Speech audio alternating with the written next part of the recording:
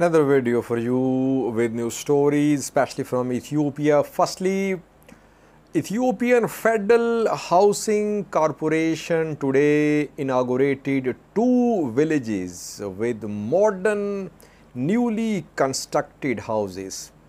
The houses will be allotted to government officials, that is what we have learned. And billions of Ethiopian birrs have been spent on these two sites where modern houses have been built for cadres, they say government officials. Second news story is from Oromia. Government says that OLA is in no town, no village. It has been considerably weakened. But OLA has shared some pictures, videos from a place, from a zone where it has carried out less attacks in the past. Reportedly, a government force convoy came under attack and several killed and captured by OLA. Some pictures have been shared as well. Thirdly, third news story is about Afar-Somali border tensions. We have been regularly updating you about clashes in border areas between local Afars and Somalis. The clashes spread into Djibouti as well, where we saw that Afar neighborhoods came under attack. Now, an effort is being made to resolve the dispute, border dispute between Afar and Somali region. A discussion was held in Adama city today. And fourthly, viewers, on Monday, an international mining convention is going to start in Toronto, Canada. And Tigrayans are planning a major demonstration outside the mining convention venue. Why are Tigrayan diaspora community members protesting there in Canada in front of the building where mining convention will be held on Monday? Firstly, viewers, Ethiopian Federal Housing Corporation today inaugurated two sites where hundreds of luxury homes have been built. The two sites are Garji and Kabina. I think both are in Addis Ababa. In Garji,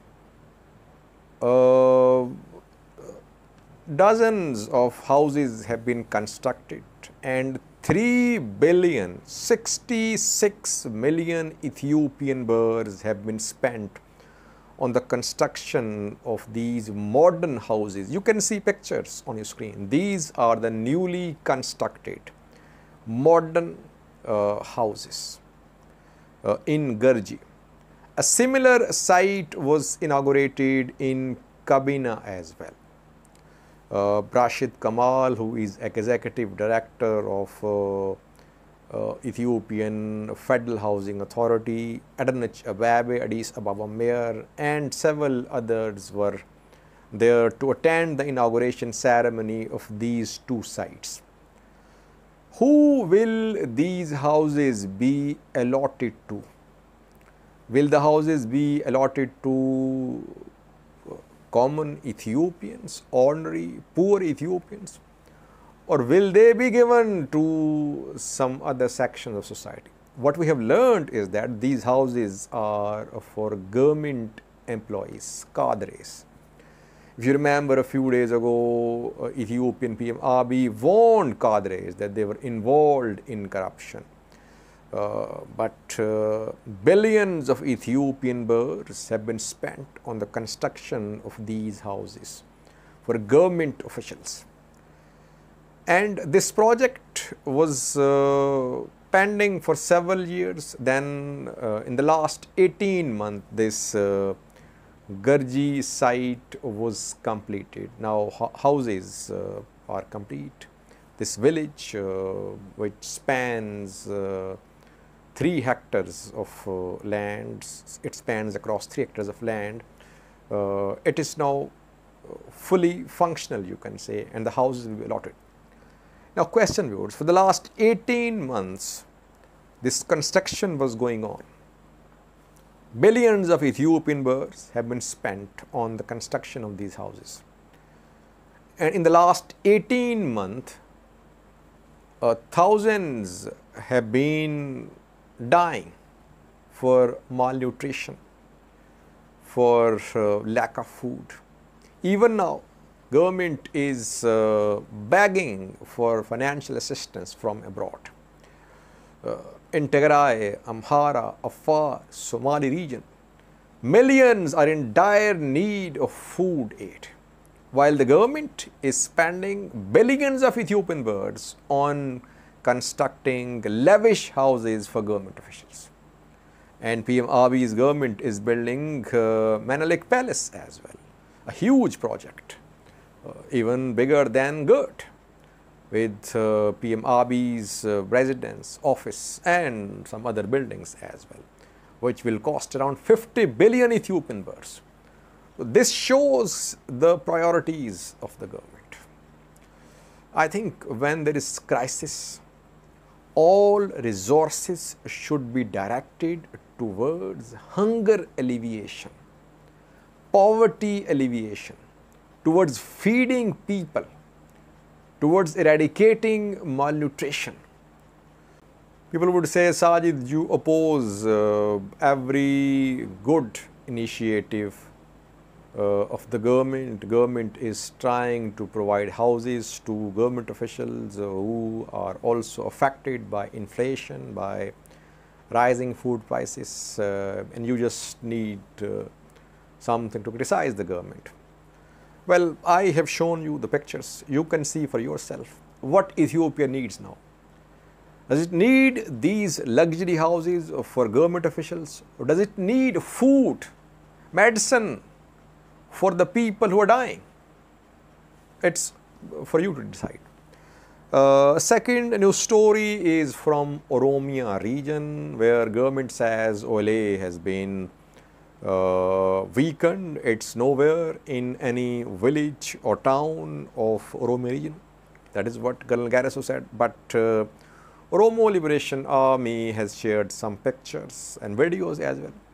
I'll show you these pictures from Oromia, where a convoy of government forces came under attack. The place is Arsi zone of Oromia.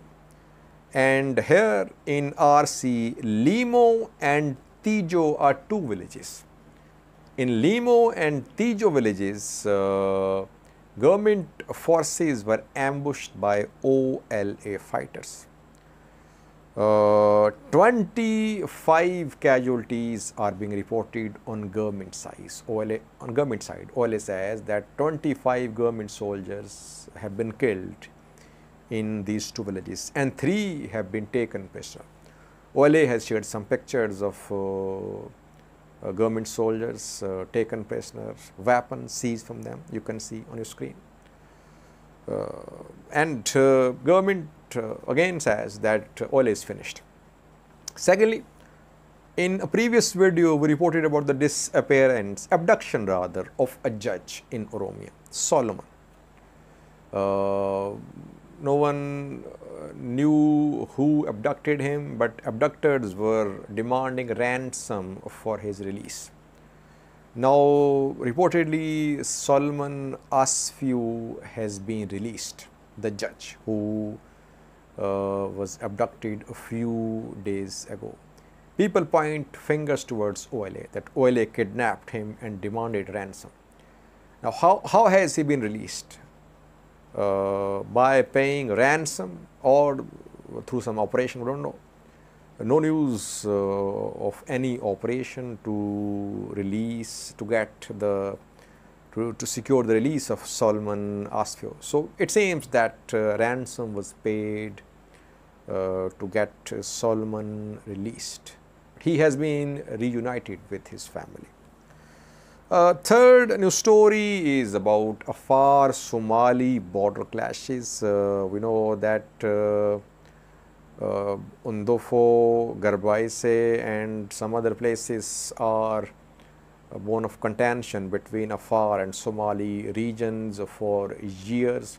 Off and on we see clashes, and for more than 2 weeks we have been seeing clashes in Siti and in Afar territories as well. Then clashes spread into Djibouti as well, where some Afar neighborhoods came under attack. Now an effort is being made to resolve the dispute. In Adama, a discussion was held. Minister of Peace of Ethiopia, Binalaf Endualam was there. Abul Arba, Afar president, participated. Thirdly, Mustafa Umar, Somali region's president, also participated. Discussions were held in Adama. Discussions have been concluded. We don't know what happened, so far no announcement. The dispute should come to an end because mostly civilians are killed in border clashes between Afars and Somalis. Regular forces are involved too, but mostly militias and locals are involved. So that is why most of the killed and wounded are civilians. That is why federal government, regional governments, they should try to find a way out of this crisis. The three cabalets which are source of dispute, talks can be held about their future. Let's see. We'll update you if there is progress, but talks have been held. Lastly, viewers, a very important news story. Tigrayans are planning to protest in Toronto, Canada on Monday. In Toronto, an international mining convention is due to be held. Tigray Advocacy Group and Mining Injustice are collaborating for these protests outside the building where International Mining Convention will be held. Tigrayan diaspora has been putting pressure upon Canadian government that it should condemn Ethiopian government's actions, that it should impose sanctions on Ethiopian government, but Canada did not impose any sanctions on Ethiopian government. We saw that US withheld financial assistance to Ethiopia. EU also withheld financial aid to Ethiopia. Canada did not condemn. Rather, Justin Trudeau called Abiy Ahmed, I think twice or thrice since the start of Tigray conflict, and he pressed for a peaceful solution to Tigray conflict. He did not take any action, and Tigrayans have been accusing Justin Trudeau's government that Canadian companies have mining interests in Ethiopia, in Tigray, and they have secured mining licenses. That is why Canadian government is protecting the interests of its mining companies, and Canadian government is not speaking for poor Tigrayans who are suffering at the hands of Ethiopian government. Yes, Tigray has been investing in Ethiopian mining sector, and since 2016, Canada has invested more than $12 million in Ethiopia. Several Canadian companies have mining licenses, and some have been operating in Tigray as well, where gold deposits were discovered. So that is why perhaps Justin Trudeau did not condemn Ethiopian government's military offensive on Tigray. It did not impose any sanctions, did not threaten to impose sanctions as well. It just kept on issuing statements for the peaceful solution to the conflict. So that is why Tigrayan diaspora in Canada is not happy with Justin Trudeau's government. That is why on Monday, protest will be held outside International Mining Convention in Toronto. We'll update you tomorrow about this protest. Thank you for watching.